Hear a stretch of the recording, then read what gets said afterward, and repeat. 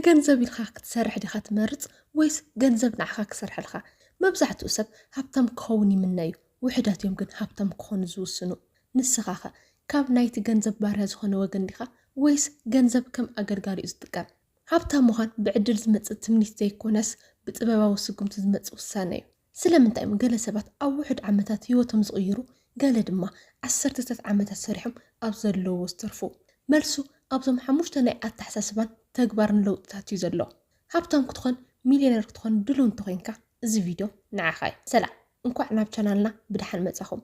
ንቻናልና ሓድሽ እንተሃሊኹም ሰብስክራይብ ብምግባር ስድራ ቤትና ኾኑ። ሃብታም ንምዃን ወይ ድማ ናይ ፋይናንስ ናጽነት ወይ ፋይናንሻል ፍሪደም ንምብጻሕ ዝሕግዙ 5 ኣገደስቲ ነጥብታት ዘምስዑ እዮም። ቀዳማይ፣ ንጹር ፋይናንሳዊ ዕላማ መሓዝ። ሃብታም ክትኸውን ከለኻ እንታይ ማለትካ ምዃኑ ብንጹር ወስን። ንኣብነት ክሳብ ክንደይ ገንዘብ ክህልወካ ትደሊ?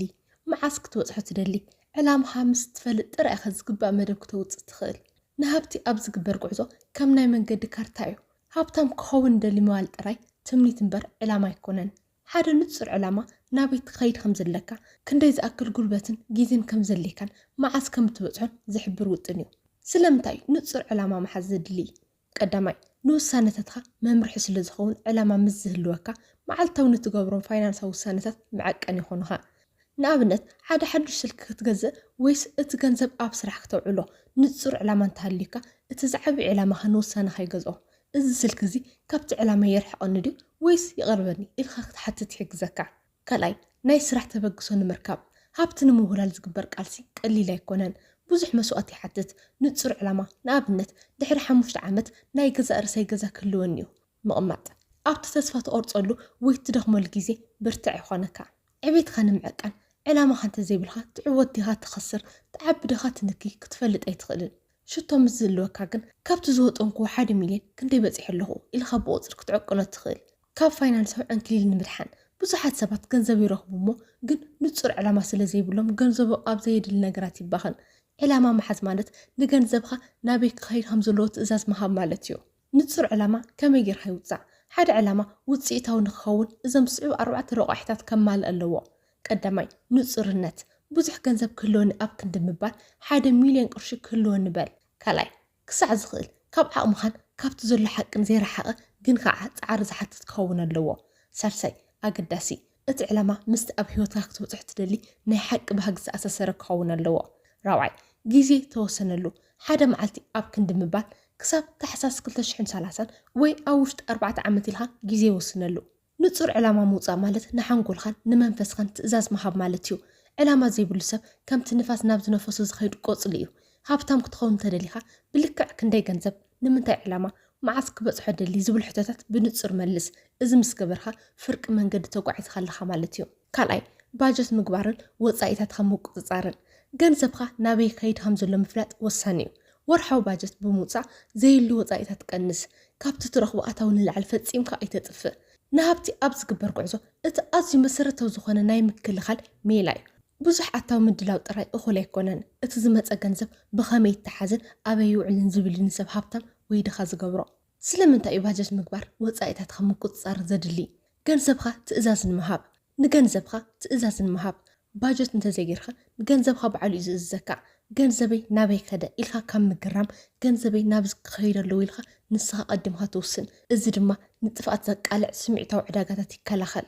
ዝባኽን ገንዘብ ንምርካብ መብዛሕትኡ ግዜ ገንዘብ ዝጠፍአና ብዓበይቲ ወጻኢታት ዘይኮነስ በቶም ንኣሽቱ ተባሂሎም ዝነዓቑ፣ ንኣብነት መዓልታዊ ዝኽፈል ማክያቶ፣ ዘየልዩ ናይ ኢንተርኔት ደንበ ወይ ብስምዒት ተደፋፊእካ ዝግበሩ ዘየልዩ ዕዳጋታት እዮም።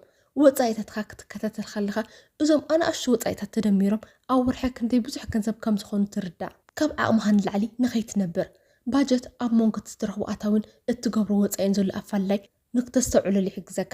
ካብ ዓቕምኻ ንላዕሊ ምንባር ናብ ዕዳን ድኽነትን ዝወስድ ቀጥታዊ መንገዲ እዩ። ንቁጠባን ንወፍርን ባይታን ንምፍጣር ወጻኢታትካ እንተዘይተቆጻጺርካ ንምዕቃር ዝኸውን ተረፍ ገንዘብ ክህልወካ ኣይኽእልን። ባጀት ምስ ተውፅእ ግን ቅድሚ ወጻኢታት ምጅማርካ ንዕቋር ዝኸውን ክፋል ፈሊኻ ክትቐምጥ ትኽእል። ብልክዕ ከመይ ጌርካ ባጀት ይግበር? ውፅኢታዊ ባጀት ንምግባር እዞም ስዑብ ስጉምትታት ተኸተል። ቀዳማይ፣ ኩሉ ኣታዊታትካ ፀሓፍ። ካብ ደሞዝ፣ ካብ ትርፊ ሰዓት ወይ ካብ ካልእ ምንጭታት ዝርከብ ንጹር ኣታዊካ ፍለጥ። ካልኣይ፣ ወጻኢታትካ ኣብ ክልተ ክፈሎም። قومت وصايتات كنسرزهم زين خير وصايتات كراي جزا مقبي مقعزيا ماين مبرحتن تلوها وقت وصايتات نمزناقعي نحدش موبايل نخداونتي وزت زخيد جنزب سالساي اتناي 5-30 عسرة حق تطعم 5 نمسرتو النجارات مقبي كراي جزا 30% نتقاملهم نجارات مزناقعي 10% نمقطابن عدان مخفالن رابعي بتكبار تخطاتل باجت موصات طراي اخول يكونن معلتاو زغبر خاي وصايتات اب دفتر وي اب موبايل خب مصحف مس زوص خاي باجت يقطم له ورغاغص باجت مغبر ማለት ንገንዘብካ ኣይተጥፎ ኢልካ ምዕፃ ማለት ዘይኮነስ ገንዘብካ ብጥበብ ኣውዕሎ ማለት እዩ ወፃኢታትካ ክትቆፃፀሮ ከለካ ንገንዘብካ ባርያ ትገብረለካ ማለት እዩ እዚ ስርዓት ዘይብሉ ሰብ ክንደይ ዝኣክል ሚልዮናት እንተረኸበውን ንሃብቲ ወይ ፋይናንሻል ፍሪደም ክበፅሕ ኣይኽእልን እዩ ሳልሳይ ገንዘብካ ኣብ ስራሕ ኣውዕሎ ምቁጣብ ጥራይ እኹል ኣይኮነን እቲ ዝቐመጥካዮ ገንዘብ ተወሳኺ ገንዘብ ንኽረኽበልካ ኣብ ዝተፈላለዩ ትካላት ንብረት ወይ ንግዳዊ ስራሕ ተውዕሎ ንሃብቲ ኣብ ዝግበር ጉዕዞ እቲ ካልኣይን ኣዝዩ ወሳንን ስጉምቲ እዩ ምቁጣብ ጥራይ ተኸላኸሊ ክኸውን ከሎ ወፍሪ ወይ ኢንቨስትመንት ግን ኣጥቃዕ እዩ ገንዘብካ ኣብ ባንክ ጥራይ ተቐሚጡ እንተሓዲሩ ዓቕሙ እናደኸመ እዩ ዝኸይድ ኣብ ስራሕ እንተውዒሉ ግን ተወሳኺ ገንዘብ ዝወልድ ማሽን ይኸውን ስለምንታይ እዩ ምውፋር ዘድሊ ንዋጋ ምንሃር ንምስዓር እቲ ዓብይ ፀላኢ ቁጠባ ዋጋ ምንሃር እዩ ሎሚ ብሽሕ ቅርሺ ትገዝኦ ዝነበርካ ነገር ድሕሪ 5 ዓመት ብተመሳሳሊ ገንዘብ ክትገዝኦ ኣይትኽእልን ኢኻ ገንዘብካ ኣብ ባንክ ጥራይ እንተቐሚጥካዮ ዋግኡ እናሞተ እዩ ዝኸይድ ወፍሪ ግን ካብቲ ዋጋ ምንሃር ዝለዓለ ትርፊ ብምምፃእ ንገንዘብካ ውሕስነት ይህቦ ተግብሮ ኣታዊ ወይ ከዓ ፓሲቭ ኢንካም ንምፍጣር ንስኻ ደቂስካ ከለካ ወይ ምስ ስድራኻ ግዜ ክትሕልፍ ከለካ ገንዘብካ ንዓኻ ክሰርሐልካ ምግባር ማለት እዩ ደሞዝ ንምርካብ ግዜኻን ጉልበትኻን ክትሸይጠለካ ወፍሪ ግን ግዜኻ ከይወሰደ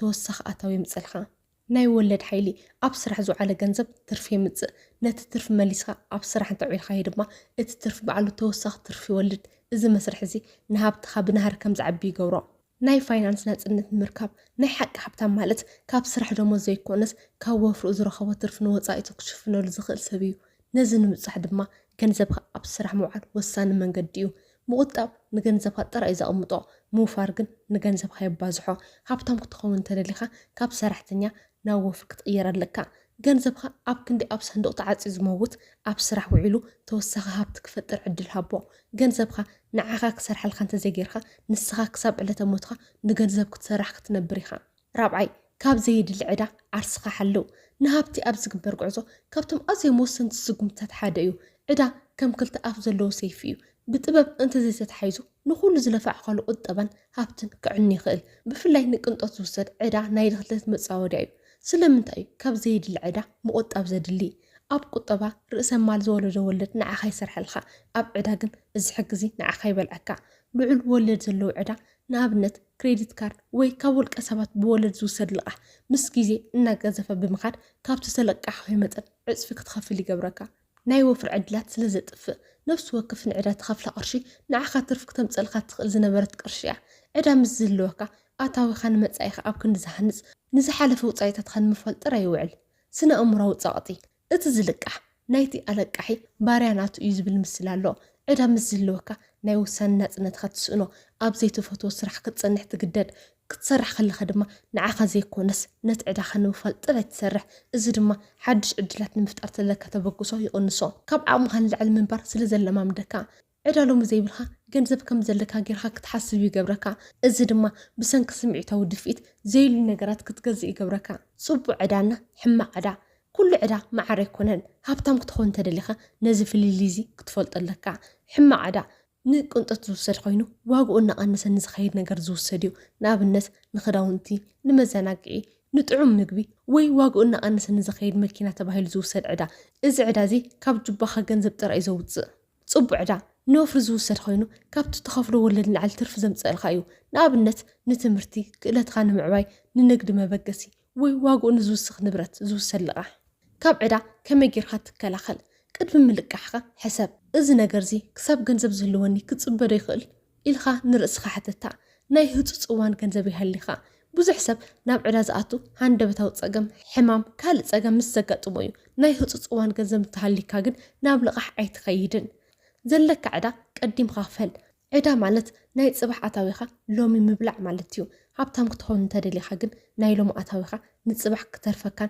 كعبين كتقبر لك كاب زيد العدار اسخا مرحا مالت ناي فاينانس نتنتخا سلام خان مرقاص مالتيو حمشاي عبر اسخا وفر جبار زبالت وفري تمرتن كألتنيو حدش كألت بممهار وي عقمخا بمعباي زيادة جنزب كتركب تخيليخا اتزبالت اتكارابتي وي أسيت نسخا بعالقايخا نهابتي أبزق برقعزو اتأزيو بلوتن سلمنتاي عبر اسخا وفر مقبار زبالت زخون عقم أتاويخا سلزوسخ حد سب زخوفلك فليت كم تزلو كألتن اتخلتو أب عداغا زلو واغانيو نابنت حدا ترى سرحتنيا كاب زرخو أتاوي حدا فولي مويا وخلت نابنت حكمنا انجينيرينج وي لعلو ويناي مرحنت كألت زلو سب زرخو أتاوي ببزح في بلز كألت 5 تعبي واغا خيوسخ زلع على ترفي أب نبرت وي أب أكسين زقبر وفري من البات 10% وي 20% ترفي كم تسيخ اللي خول أب رأسخات تقبر وفري نابنت حدا سلطنا ويصير خازا حاجة سرح محاس وي نقد مجمر أتاويخا بمئتا وكوس خيخ إليو